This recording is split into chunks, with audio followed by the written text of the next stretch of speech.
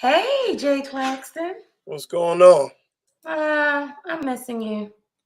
This is different. I know this is real different. This is But I real mean, different. we do what we got to do when we got to do it. You feel me?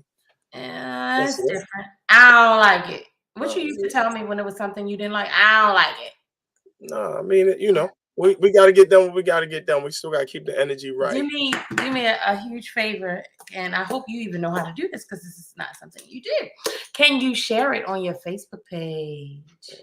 Boy. You don't know how to do it. Yeah, I don't. Yeah, it's pretty bad. Open up your Facebook page and you should see it. And then just hit share and ask people to watch. Please and thank you. Facebook. Then what I do? Hit this. You have to look for the actual one and share it. How was your day? I got to look for what? Babe, it's people watching. How was your day? Oh, my day was good. You told me to do this. I ain't. I This know is because you should have already been doing this. this is what you told me to do. So I don't. So how was your day? You said keep the energy up, keep it up. Oh yeah. Okay. Here we go. Thank Share. Bing. you. Then Listen, share to my story page. What? Which one? to your page, share to your page. Guys, I apologize. This is our tutorial to Jay. Because as you can see, he does not use Facebook at all. Select the page. Which page am I sending to? It's your page. I don't know. It shouldn't be that deep. It should just be share and you post it. So listen, right before we logged in, I was actually on Instagram watching a live of two of our friends, Sean Prez and Rich Dollars, right? And so the hot topic has been about Kanye. Why'd you look up like that? What about Kanye? Have you not been paying attention to Kanye? Well, I mean, he's a little And weird. the fact that Kim's new love interest is saying that he's scared of Kanye. You know, Kanye from Chicago, man. Y'all better but understand where Kanye from. as I was watching it, Rich actually said something that made a lot of sense, right? And then I don't know that we necessarily think about because Sean Prez was basically like, well, you know, Kanye wants him back, and Rich was like, listen, he's a narcissist. Everybody knows he's a narcissist, right? And when you lose something that you did not appreciate, then of course you want it back. But what do you do once you get it back? And it was surprising for me to hear Rich say this, but what Rich said was a lot of times men they lose their love, and then they see him with they're good until they see him with someone else. So once they see him with someone else, then it's like, oh, I want her back. But they go back to the same behaviors once they get them back. What's your thoughts? That was a Keith Sweat song. I don't wanna. What's your thoughts? No, listen, I'm stop playing, man. Look, I'm just trying to bring the energy up, but I mean, it's cool. It's usually cool, like you said, until the tables turn. The tables have turned, darkness, and it's usually once it turns, then sometimes it's, hey, I want you back, or you left, or why'd you leave, or whatever the case may be. You know what I'm saying? So, I definitely do understand. I don't think Kanye is genius as he is. Um, there's there's some issues because he left a new girl, and I There's mean, definitely some issues, but there are underlying issues with Kanye that, and we've had this conversation before, that I think in our culture, unfortunately, it's, oh, that's just Kanye, instead of let's get this person some help, you know. yeah. And that is something that we all have to be accountable for, you know, whether we know him or not. It can't be, oh, that's just Kanye. It has to be, how do we help this person? Because clearly this person needs help. And I'm pretty sure it's tough too. I mean, that's the mother's kids. So Right. it's Right. just, when you want to be in your kids' lives, and not to say that he isn't in his kids' lives now, but when you used to your kids being under the same roof, and you used to things being a certain way, and sometimes when you're not a certain way, we are not always good with transition, with change. We don't usually, sometimes we don't adapt to that well, and that might be part of it. You know, that might be You know what? I think you're absolutely right. And I think that is a great segue for us to bring our amazing $1 million couple in that tells us how marriage works. All right. Hey, guys. Hey, how are you What's doing? going on? Nothing much, nothing much. I Life. feel like I came underdressed to the party. You're under No. All of y'all look amazing. I look like I got a hoodie and a cap on. I feel like I Nope. came underdressed. I'm sorry. I apologize. No. Oh, well, maybe we overdressed. No, we're gonna be just like that probably about an hour from now. We have on our hoodies too, so it's all right.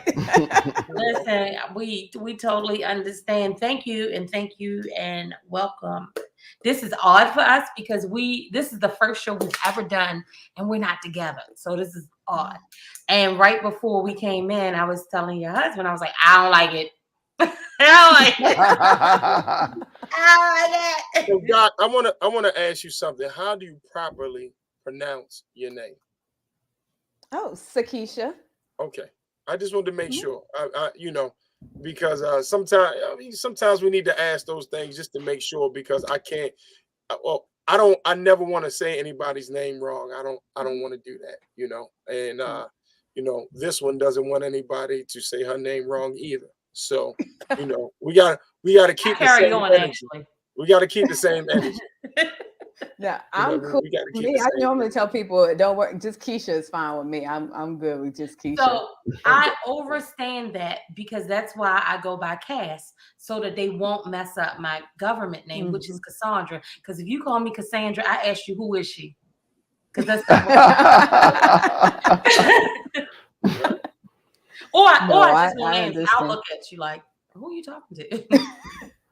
I don't get used to people butchering my name since I was a little boy. They always call me Eric. Are you Or, serious? Yeah, or they say Eric. Like Dr. Takima say Eric. You know. The people who say Yeah, Eric, they from Baltimore. Right. Yeah, exactly. Right. And that's why I have to make sure I pronunciate it the right way, because I still have Right. So this is J. CLAXTON. Is that correct? Yes. Dr. CaSay. CaSay. I like it. All right, I like sachet. that. Okay. Yes. CaSay. CaSay and J. All right. Well, What you say, Jay? Okay. I mess with her about that all the time because that's not what I call her. So that's not what I call you. Like, I mess with her. Actually, you call me babe. You don't call me Cassandra either. So I call you Cassandra more than I call you CaSay. Guys, tell us a little bit about yourself. How do you go first? You go ahead. Well, we've been together over 28 years, coming up on 24 years of marriage. We've been working with couples over 17 years, been in business together for about 7 years. And we've been working with couples for about 16 years together. And we started out with our first book called Marriage Can Win, which we work with what we call the great divide in relationships: communication, finance, and sex. That's what typically causes relationship to fail, marriages to end in divorce. And we take it to the next level with becoming a millionaire power couple. So now we also assist couples to have a strong marriage and a successful business, and also to create and protect generational wealth. And we had a summit that we had about 41 different speakers. And now we have our new TV show. Season 1 is now in full effect, and it's called Becoming the Millionaire Power Couple. I love it. I love it. I love it. I love it. Listen, you talking that talk. You talking that talk, E. You talking that talk. You definitely I mean, because you know, we talk about that a lot, and that's the reason why we are, you know, have so many businesses under the umbrella, because you know that's the goal. I want to have generational wealth. I want my kids and their kids to be able to have some money. And that's funny. I was listening to something, and they were saying something about the grandkids not knowing their great grandfathers or great grandparents. And they simply said because they didn't leave them with anything. And you know, we got to do a better job in the community. The good thing is the information is out there now. It is really, information is out there on, what to do, stock market, crypto, housing, real estate. It's just, you got to take some time and read or listen to some podcasts and listen to some people that you can trust. But the information has never been quite as readily available as it is now, as it is now. So, listen, man, we are so anxious to kind of have you have the floor and hear what you have to say, because, I enjoy money, I love money, and, it does give you some things. And the biggest thing is, we want money to give us time. And that's really, the key, for us, because we want to be able to get our time back. You know what I mean? So it's interesting that you guys talked about everything, how long you've been together, how long you've been doing business together, because this podcast started, it's called Love Business on Lot. And it started because we didn't start off in a relationship. We started off 8 years ago now in business, and then the love came with it. Well, the love came 2 years afterwards, after he realized that he had the best thing shaking. and we've been great ever since. And so we started this podcast because actually we have a lot of friends who are in business together, high profile friends who are in business together, and people don't always think that we can make it. And you hit on something, Eric, really key: communication.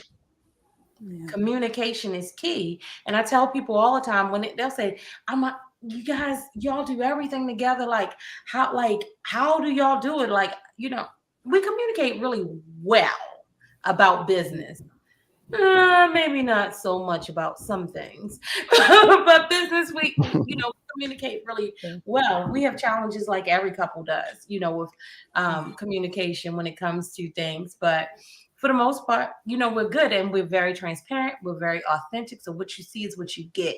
You guys are not getting the full ante because we're not next to each other, but Okay.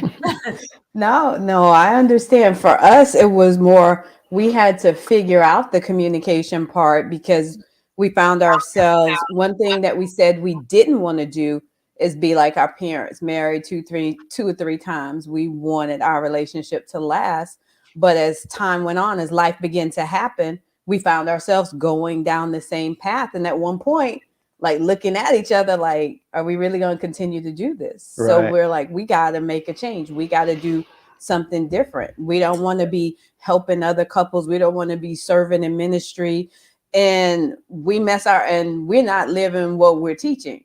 So we had to take a step back and get ourselves together. And that's hard. A lot of people are like, oh, why aren't you active in ministry anymore? We had to pump the brakes because we're like so busy helping everybody else. We weren't taking care of home. Right. We were like trying so hard to make money and provide for the kids. We weren't making time for ourselves. So we realized, if we can't keep putting our marriage on the bottom of our to-do list. Now, of course, you want to do and have things for your kids, but it's that 6-figure job ain't gonna always be there. We learned that over the last 2 years. Some people thought they would never lose their job. Got a pink slip. Exactly. So we wanted to start teaching our kids, look, we want you to get your education. You want to get a job, that's fine. But we want you to have your own businesses and your own income coming in, while you're in college. I don't want you to have to hustle. I want you to be able to do something you enjoy, have a business where you can set your hours, have money coming in and still go to school. So just trying to teach them the things that we didn't necessarily know when we were coming up. Now, let's face it. We as brothers, we want to hustle. And the thing is we don't have exposure. We want to be the providers. We want to have the businesses. We want to be wealthy. We want to be living the lifestyle. But the simple fact is, we just don't know how. And then when we do get a little money, we don't know what to do with it, other than what is the common thing. Oh, let's spend it. But here's the thing. Learning what finance is, learning what money is, learning how to keep it. So it's really not about how much money you make, it's how much money you keep. You always wonder why you got all these senators and all these governors, they make hundreds of millions of dollars and you hear they ain't paying no taxes. Well, because they're smart, they know about finances. They've been exposed on how and what to do with the finances, where to invest it, where to put it, you know, to avoid having to pay more out and keep more in. And so this is something that we always are trying to find out. So now, I mean, you know, we have to, you know, learn. We have to learn. We have to seek. And we have to find the answers. So that's what we do. We constantly add value to ourselves. We invest into ourselves. We invest into knowledge and wisdom. A lot of people don't want to spend the money and spend the time to invest in. That's why we're licensed financial advisors in like 9 states. We got a team of over 19. One of our business partners is in the top 50 women in Forbes right now in America.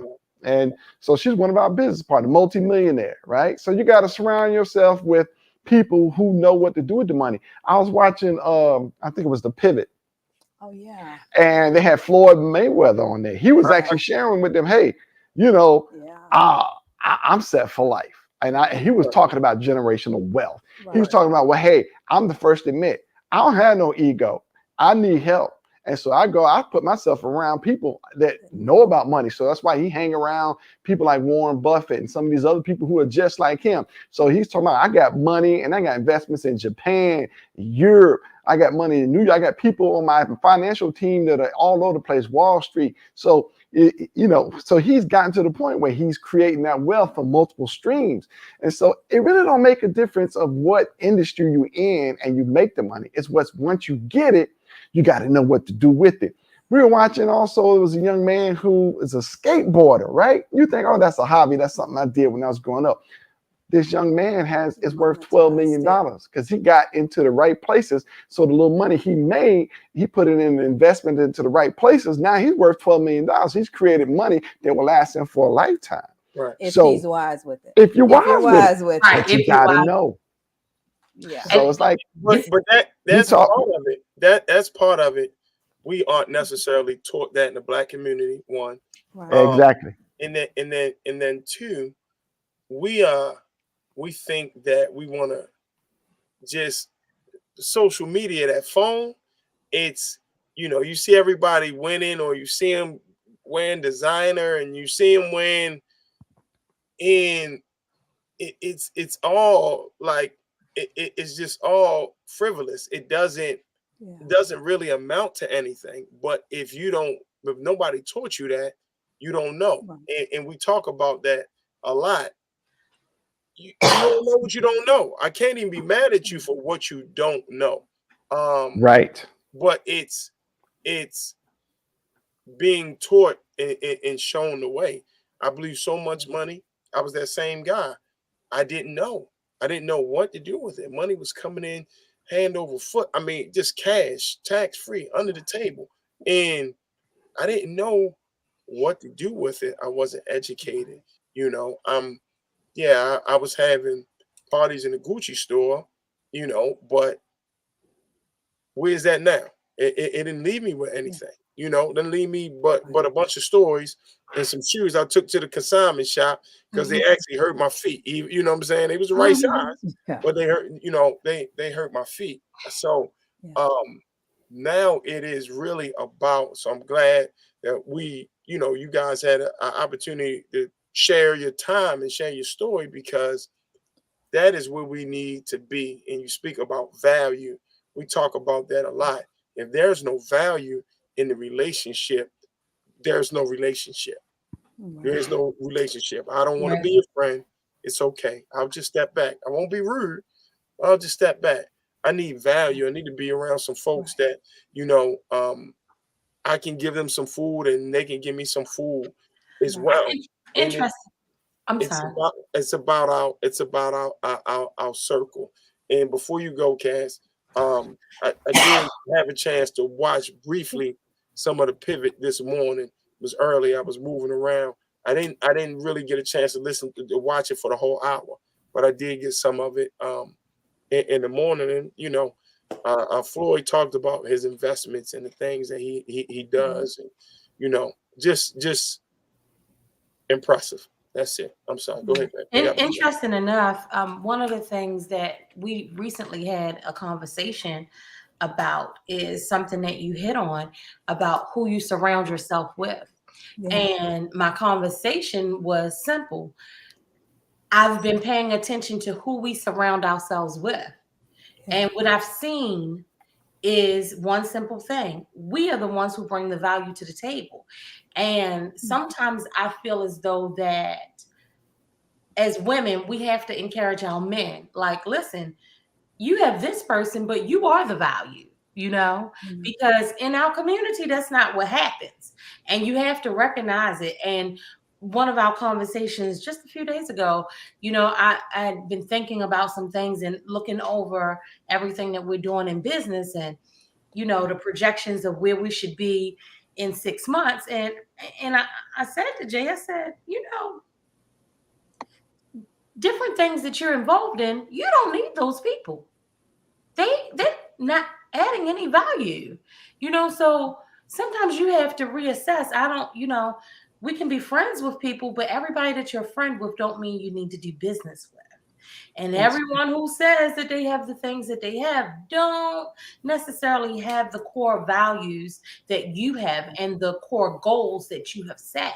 And sometimes we downplay who we are so that we can be on the same level, which when you downplay, you're taking from yourself, And I really sat back and just looked and was like, I want you to reassess some things, because I am a firm believer that if you bring no value to me, then there is no value for us, I was having a conversation with somebody and they asked me earlier today, hey, why don't I see you this place or that place? And I said, well, and they were asking about Jay and I was like, well, if we don't have business there, it's no business of ours. So why are we there? Because we have to think, I'm a grandmother, we have to think about our kids and our kids' kids, Yeah, right. Absolutely. We have to think about at this age and stage in life, what is important. We were having a conversation maybe last week, and I was saying, we're at a place in our life where it's certain things we have to put in order. Yeah. We don't want to, but what have we learned from the pandemic? Tomorrow's not promised. Yes. Right. And not procrastinate, Yeah. And there's just some things that we cannot procrastinate with. And on both ends, we just have to make sure that the other person is okay. If something happens, right. We're going to take care of our kids, but we have responsibility to ourselves as well. Yeah. I want to say this about circles. If you're in a circle, you find yourself not being able to learn or gain value in there, then you must be the one who's doing the teaching and giving value. But talking about generational wealth, and you talking about grandkids, we've learned how we've had clients that we help them. Because we call them $1 million babies. Right now, those grandbabies, you can put some stuff together right now. By the time they turn 16, getting ready to go to college, you can pull out some money tax-free and pay for their college education. And then also when they graduate, you go back into that product, pull out money, buy them a house and fill it with furniture, and also buy them a car. And then when they get ready to retire at age 59 or 57 or whatever, 58 and a half, they can start pulling out over $120,000 tax-free for the rest of their lives. And then when they do get about 100 and 115 and they pass away, they're leaving $3 million to their family. That's how you create generational wealth. That's how you set up a family. That's the best thing you can do for your children. Set them up for life. Now, here's the thing. It's 3 things that they benefit from. They gain cash value, they get living benefits, and they also get a death benefits. In other words, this money that you're putting into this product, if you ever experience 3 things, I'll call it CCT, critical, chronic, or terminal illnesses, you're able to go on there and pull monies out of there and pay all your bills. Health insurance, oh, I got health insurance. Yeah, that pays the medical bills. But if you can't work, the mortgage, the lights, all that needs to be paid. Your car note, So now you can go and pull out a couple $100,000 and pay all your bills and get until you get back on your feet, you know. But people don't know, and it's tax free. You don't have to pay it back, you know. And then so these are the things that you never know about, and you can't lose money into this because everybody says, "Oh yeah, I got a 401k. I got $1 million in my 401k. Okay, and then I got $1 million in my product, right? So now you're ready to retire. I'm gonna pull out $100,000, you know, to live off of out of my 401k. All right, well, cool. So now, first of all, your $1 million is only worth 600,000 because you got to pay Uncle Sam 400,000 because it's taxes.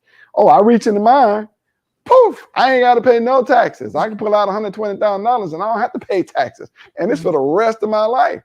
Right? So after about, say, 10 years, you back at Walmart saying, welcome to Walmart, because your money is out. You had $1 million, you thought, but in reality, you don't. So that's just some simple things that we don't really think about. I got the big corporate job. I'm making money. I got life insurance. Yeah, you got life insurance that lasts for 30 years. Well, that year 31, you have no coverage. That's just things that we don't really think about, don't know about, nobody told us about, right? But then he's on mute. Jay, you're on mute. I apologize. Thank you. How do we start that process? Go ahead. Well, how do you start that process? Yes. Number one, we can sit down with you. I can have somebody from my team to sit down with you and do what we call a needs analysis.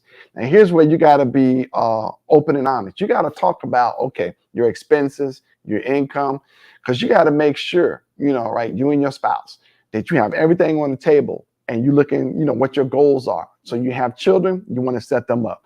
You want to retire, you want to go on vacations, you want to live in a certain lifestyle, certain homes, you know, and then you also want to leave generational wealth to your family. Then you put all that on the table, and then, you know, you got to look at taxes, right? My wife right now is a tax expert, certified in taxes and helping doing taxes. So you got to look at all those types of things, get the right people. Like Mayweather said, I got a team of people, and you know what I don't know. I'm not have an ego. I'm willing to ask and find out because I got to eat too. These are billionaires. I want to know how I got to get there with you. They're buying corporate buildings, these you know, tall 50, 60 foot, you know, corporate buildings. How do I get a part of that? What I need to do? You know, so first of all, you got to inquire, go to the people who know what they're doing and talk about it. You know what I'm saying? So, but yeah.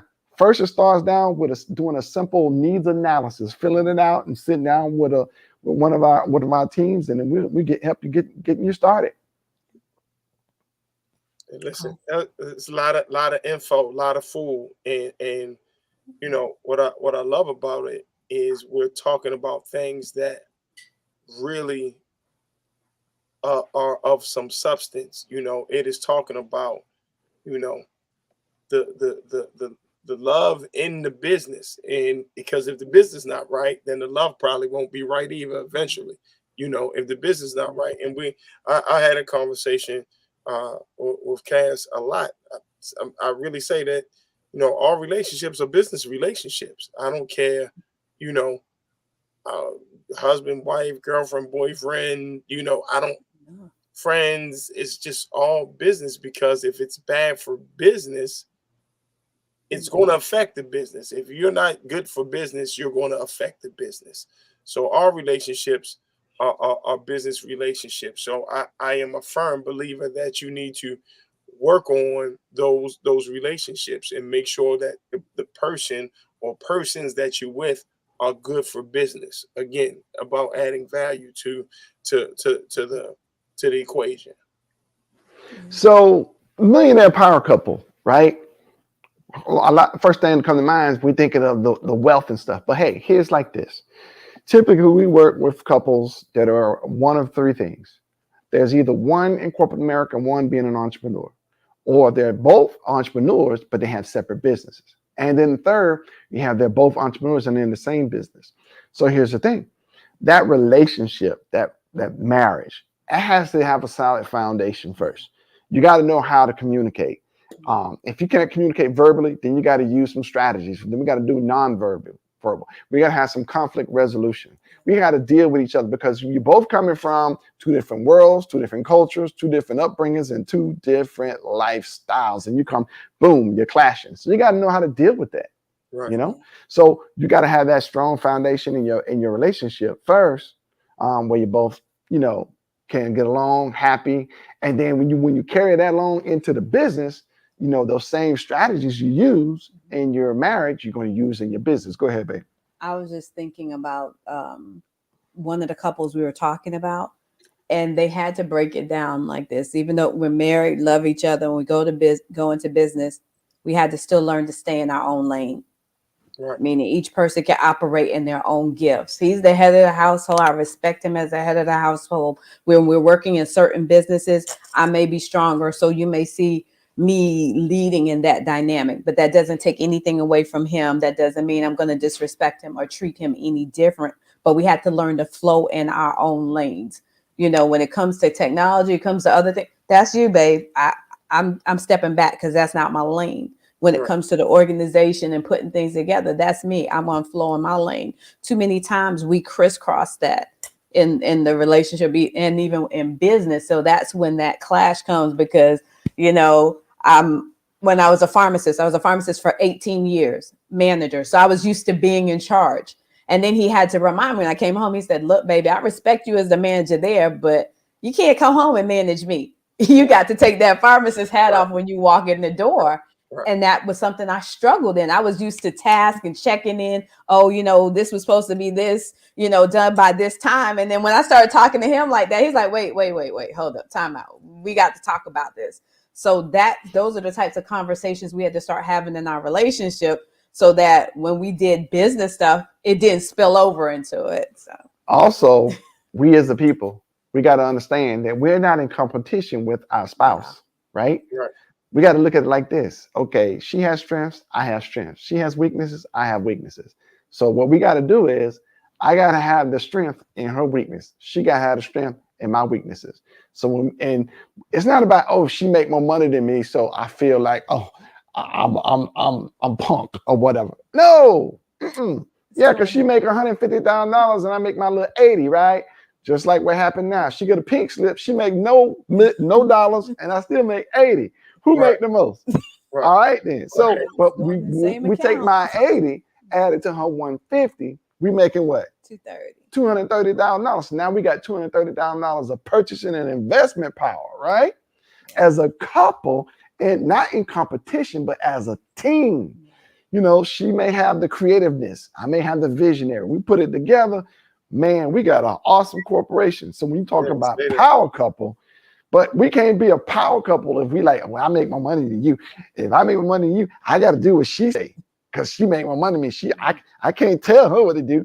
I can't tell her what to spend money. No. If I'm better on budgeting, she may have that $150,000, but I got to let, hey, I know how to budget that $150,000 so we can keep it. Right. Versus spend it and be sitting there looking at each other with the lights off. To my baby, I see you. You know, so we got to be real about it. Yeah. Right. We're too busy being in competition. Yeah. I agree. And I think in some cases, especially in our community, the issue will be what's mine is yours and what's yours is mine. But then on the other side, it's, oh, what's yours is ours, but my. And that can also, you know, bring strife in a relationship, you know. It's crazy because we talk about how we share everything. And sometimes I know that even with us, you know, it's like what's his is mine, what's mine is his, you know, and we don't have any issues. But sometimes I had to say, Jay, if I have it, you have it. You know, simple as that. If I have it, you have it. Yeah. You know, like I don't care or think about it because just like you said, if I know how to budget $2 better than you know how to budget $2, guess what? I'm gonna have $2.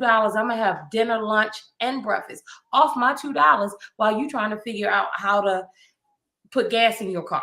You know, so if I have it, you have it, and it's not really a thought process, but I know I hear those conversations a lot in our community where it's like, okay, you guys got to work better. You got to communicate better. You know, you got to understand that in order to be able to do any of this, you have to build that strong foundation, because if there is a crack anywhere, someone will try to slip in that crack and expand it, you know.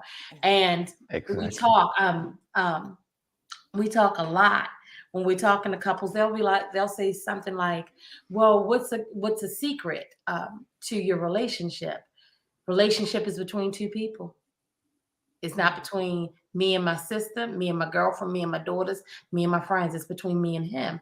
So no one can solve a problem, right? But us. So we keep everything in-house between the two of us. So I say all of that to ask you guys, what would you say the 3 key things are to maintaining a strong relationship and being able to be a power couple, or being able to do love and business together? I wanna address that, but I want to talk about the source. Yeah, The source is something that America, the number one issue in America right now is the family structure and the lack of. Because all these things that we talk about now, if you don't know better, you won't do better.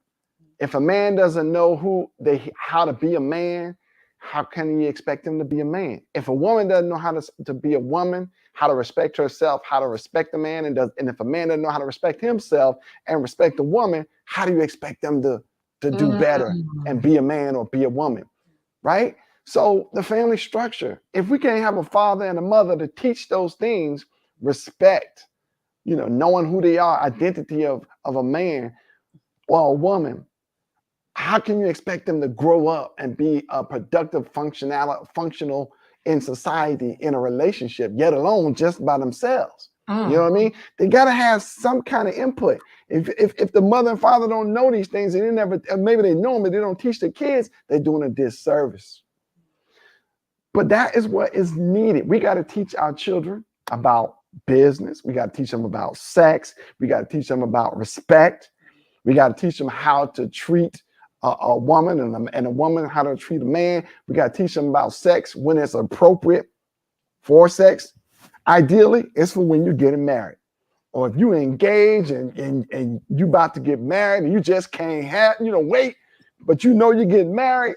You got your debt saved. It has to be that way, because right now it ain't working. I was on a call on Clubhouse today, and it was terrible. I'm listening to all these guys, and they talking about the girls and the women. One woman talking about, I'm a traditional woman, and they're like, what does that mean? They don't even know what a definite. When they said, do you know what a wife means? First thing they say is, that means the man can get to have sex.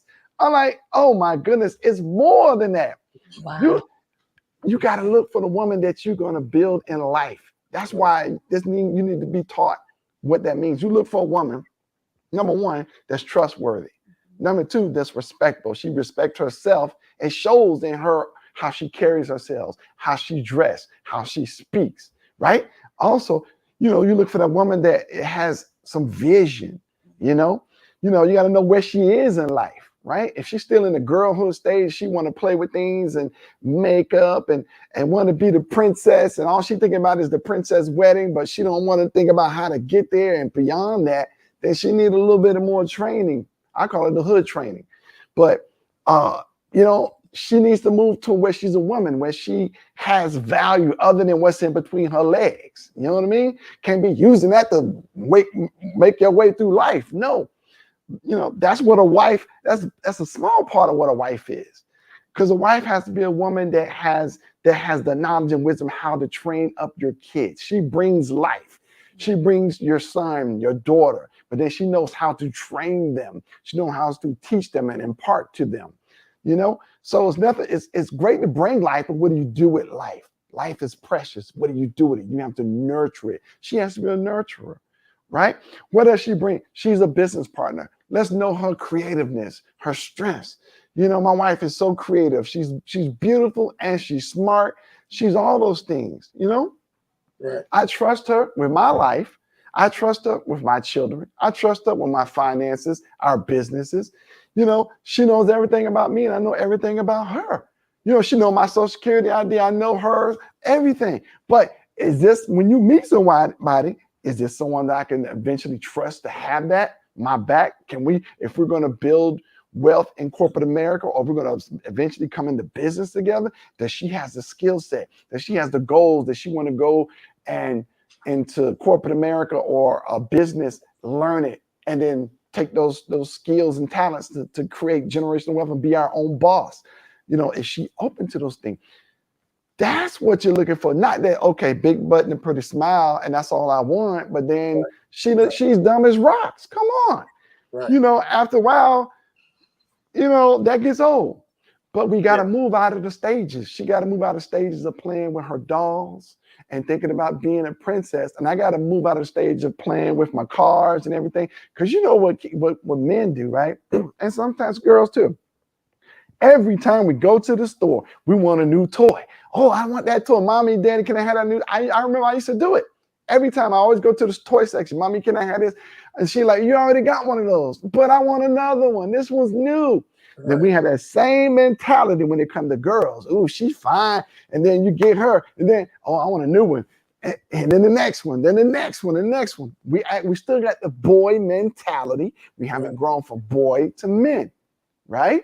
And so as a man, I got to be able to respect a woman. I got to be able to respect myself. I got to be able to take care of myself, right? So I can then take care of her and take her on and move from manhood to husbandhood. And she moves from girl, woman to wife. And then ultimately parents, father, mother. And we have to teach them all that we've learned to keep that going in the next generation. Yeah. Well, you gonna say something, Jay? Because if not, I had something to say. Well, I mean, I think that we talk about that. I mean, it's conversations that we have a lot, and we have conversation amongst each other just about a lot of things that you touched on. Same thing, just kind of in the Black community. It's we're taught, not necessarily verbally, but you're taught, if I have all the girls and, you know, all my boys would be like, Jay, you got all the girls, man. You the man, you ladies, man. Boy, you the one. Boy, you know.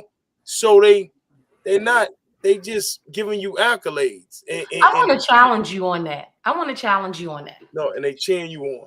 I mean, I want to challenge you on that. Let me tell you why I want to challenge you on that. Because I don't think that it is fair to say in the Black community that happens. Well, right? Okay, so I'll take that out. And I don't think that it's fair to generalize that as a statement, because I think it comes from your foundation. And what I mean by that is, you have some men, right? Because we're not going to generalize to race, who that's not the accolades that they're going to give their son. That's not the accolades that they're going to give their. You do have some men that's like that. All men, I will challenge you by saying that all men are not like that. And if I can speak on any man, the one man I can speak on is the one that raised me. I had the conversation with him because I said to him, I was like, Dad, he said, I want to ask you a question. And he said, yeah. I said, growing up, was it, the guy that had the most women, or was it the guy who had the smart woman? You know what he said to me?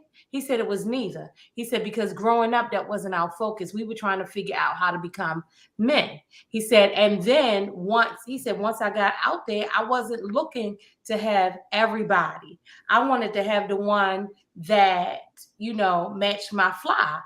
And I said, well, where did that thought process come from? He said, my father. He said, my father always told me, don't look at a woman for beauty. Look at a woman for what she has up here, because up here is going to take her further than what she has, because that will go old, that will gain weight, that will sag, and you still have nothing in your household. I'm just saying, when I grew up and what I saw and how we were, how we got the energy that we got from our guys and the guys in the neighborhood and that sort of thing. So what'll happen is, subliminally, you'll automatically think that's the way to go, that you are supposed to have because I'm getting cheered on by all my guys on the basketball court or around the way. That's what happens. Like I can't. I know because I was living proof of it. And not to say that every man dealt with that, but a lot of us do. And then you learn later on. I mean, hopefully you learn later on. And it took some time and some years and some experience and some losses in order for me to get it. In order for me to get it. So that's an issue, and I'm hoping that it's changed, and I hope that they are seeking information and we're giving information to the younger generation or these folks coming up so they don't make the same mistakes that we made, because I definitely made those mistakes. I definitely made I did as well. Right. I did as well, because my father didn't teach me those things. He didn't teach me about sex. He didn't teach me. Both of us had parents that got divorced multiple times.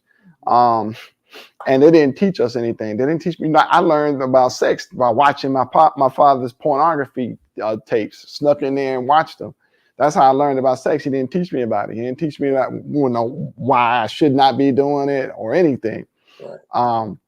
But I mean, if you look at it, you ask all your friends growing up, how many of them had fathers that taught them and told them anything about sex and what it means to be a man? How many girls had fathers to look at and see what a man looks like, and that their fathers took care of their mothers and showed affection, showed, you see them kissing, hugging, they were laughing, because if you never see that, you don't expect that. Because women are. I was on the call today. They were thinking, okay, well, if I give you sex, I expect you to pay my bills, or something like that. Or the man say, if I pay your bills, I expect you to give me sex. So it's all become, that's what they know, because they don't know anything else other than that. Like I say, if you know not, you won't do better. If you don't know better, you won't do better. I usually look at something like the Cosby shows, right? Mm-hmm. When I look at that show, I see two adults. I see Bill Cosby was a medical doctor, right? His wife, smart, beautiful, and she was a partner in a law firm. You look at the kids, you look at how they had a happy home. They went through the issues of raising kids, but they respect each other. There was love. There was, affection. And, that's just an example of one. My battery's low. But, if you don't, that's just a television show, right? But real life is what you need. You need the behind the scenes teaching. You know what I mean? Right. And I sometimes I promise you, sometimes in here recently, I've felt like that, maybe I grew up under a rock, because like I really did grow up in the Cosby household. That's how I grew up. My dad is really a national civil rights leader. He's been a pastor for 63 years. He's a PhD. My mom's a PhD, and I really did grow up differently. So when I hear certain things, I'm like, well, that's not what happened when we grew up. I mean, I heard about instances like this, but if it happened, that's not what we saw. That's not what we were taught. Like did my parents teach us about sex? Yeah. My father taught my brother, God rest his soul, and my mom bought us a book and said, hey, I don't know what just happened to Jay. And my mom just she bought us a book and was like, hey, here's the joy of sex. Read it. You have any questions? Ask me. And it was so awkward to me, but that's what happened. I have no clue as to what happened to Jay. But so I'm gonna have to plug in, so it's gonna have to be girl chat for a minute. And so that really was basically how I was raised. So sometimes I do feel as though that maybe I was maybe my parents didn't do a good job of giving me the basics, because it's certain things that I just don't understand, and I will challenge it. Like, that's not what I saw. That's not how I saw my dad raise my brother. That's not how I saw my uncles with my cousins. That's not what I saw. So I can't really speak on, anything different than exactly that. I can't believe we've been here for an hour. And we are usually when we speak with couples, and you guys have given us so much food and so much to go by, and we really do truly appreciate you all. But one of the things that we do at the end is we normally ask the couple a question and you guys answer, and then the same question we answer. So my question that I came up with, actually I didn't come up with it, one of my friends came up with it about a week ago and was like, ask Jadis and see what he says. So I'm going to ask you guys, and then I'm going to, then we'll answer it as well. So the question that I have for you all is, if you look at each other, could you tell each other what the other one does for them? So what, Eric, does Miss Keisha do for you? Dr. Keisha do for you? My wife, she brings a safe place for me. She brings comfort for me, and she brings joy, and she brings light when she smiles. And that's what attracted me when I first met her. And so those are the three things. So, comfort, safe, and joy. Miss Keisha? For Eric, he brings that, I wouldn't say, he causes me to come out of my comfort zone. He's the one that will break because I could be really by the book, and he helped me learn to just enjoy life. Encourages me when I'm ready, when I'm at that point where I'm like, okay, I can't take this anymore. He's going to be the one that just brings that peace back into the atmosphere. He might have me cracking up laughing one moment. He might be praying for me another moment. You never know. But he just seems to know right then and there, kind of when I'm like, it's time to take a break. You just stressed out. We need to do something different. I love the fact that he's that peace, that stabilization in the relationship. And we call it, that may sound weird, but it's just that in the way I grew up, my father was a warden at Rikers Island. So in that environment, it was like, like that. So I had that aspect of me. And then my mom was more like just loving and giving. My father's side took over. So he helped me to learn to enjoy life again, to just, step out of my comfort zone. And he's the one that, he's the reason that I turned my life back over to God. He led me to God. So that's just, I love about him. He's my best friend. Even when we go through those moments in our marriage, when I'm mad, I'm like, I don't want to talk to you, but I need to talk to my best friend. Okay, time out. We got to fix this because I need to talk. So that's one of the things I like about him. Well, love about him. So I was sitting here thinking, and I was thinking of how I was going to word this, right? So this young lady is my personal life housekeeper, right? What I mean by that is, because we're super tight, right? We're really close friends, and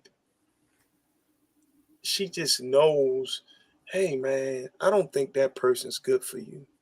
No, they good. I know them. I know them. Okay. 3-4 months later, I say, hey man, you were right. You're like, I ain't want to be right. I apologize, which it was never I told you so. Just I can trust. Always has my back. Know that that's my crutch. Like we got to be each other's crutches. That's my crutch. And one of my biggest cheerleader, and and vice versa, because that has to happen in a relationship as well. I want you to make more money than me. I want you to be more successful than me. You know what I'm saying? I'm not in a. I'm good with me, and I'm in tune with my masculinity, where I'm not saying that I gotta make all the money or make more money than you. It's a reason why we're here. And we're here because when I'm weak, she's strong, and vice versa. So not necessarily the most uh you know mushy answer to that question, but it is it's power in the relationship, because she is a powerful being. You know what I mean? Really smart, really intelligent. Really has the word she uses, discernment. Has the gift of discernment about certain people, and it ends up working, and it's it's to protect me. So um, you know there's a safe zone. It's my safe zone. So I am going to attempt to get through this without tearing up. And the reason why I said it is because I started tearing up when you guys were talking, right? And, like, I actually wiped my eye, and I was just sitting here thinking about it and listening and really digesting everything that Jay was saying. And first, thank you. I appreciate it. I tell you every day how much I love you. So I don't, so that there is not a day that you don't know it. But as I was sitting here thinking, our history is that we both were divorcees, so we both were married and divorced, and now we're together. And so as I think about it, if I was to answer the question of what uh, James does for me, or what Jay does for me, I would have to say that he is my peace. Um, and that means a lot, because I was in a relationship for however long I was in that relationship without peace, But every night that I lay my head down, I have peace, He is my protector, and the blessing is that our relationship is based off of Christ, right? And so we believe in God's will and not our will being done. And I can say that in every step that we've taken in love and in business, that we have really followed God's will. And to have a strong man who says, hey, we're not eating unless we pray. Hey, we're not getting in the car and go and leaving unless we pray. Hey, we have to have a covering. Not only am I going to cover you, but we have to have a covering. And as I watch him, as he deals with his mom, and he takes care of his mom, and he takes care of his kids, and he takes care of my kids, because we have a blended family, he is my peace, So if I was to say what it was that he did for me, I would say that he is my peace. Thank you. I appreciate that. You're welcome. So listen. What I need you guys to do is please let anybody that's on the podcast now, those that will watch it back on YouTube or whatever platform, I need you guys to let them know what you have going on, how they can follow the movement, and just basically this is your this is your floor right now. We like to stay connected with everyone. When you listen and you learn about us, we like to learn about the people that are watching. So definitely, we're on most forms of social media, be it Instagram, Facebook, Twitter, LinkedIn. Everything is under Marriage Can Win. Our website is Marriages with an S Can Win. But when you search Marriage Can Win, you'll be able to find us. And the main thing we have going on right now is the blessing to be able to release the first season of the TV show, The Becoming a Millionaire Power Couple, Right. Where we just connect and interview with other couples who they just show where they started and where God has brought them to, and a lot of them are business owners, Some start from a janitor, and now the CEO of Fortune 500 company, so of a top-notch company. So that's the main way to stay connected with them. We do have a book launch next week. Right. This is our 5th book. Yeah. But also to Becoming the Millionaire Power Couple, you can watch it on Zandra TV Network. Yeah. And that's on Roku, Amazon Fire Stick. And what else is it? Apple TV. Also, we have a podcast called The Marriage Can Win Show. And that's pretty much everywhere, including like Pandora, iHeartRadio, anywhere that there's a podcast. Just search Marriage Can Win Show, and it's there. And then our books, you can get them at marriagescanwin.com, or if you just Google our names, all of our books are all over the place, even at walmart.com. I mean, everywhere. Our workbooks, we have workbooks that give you assessments. And then, and of course, Marriages Can Win is where you can also look to get your financial advisement as well. Nice. That's it. We definitely appreciate you guys taking time out of your schedule on a Wednesday to just give us all this food that you gave us.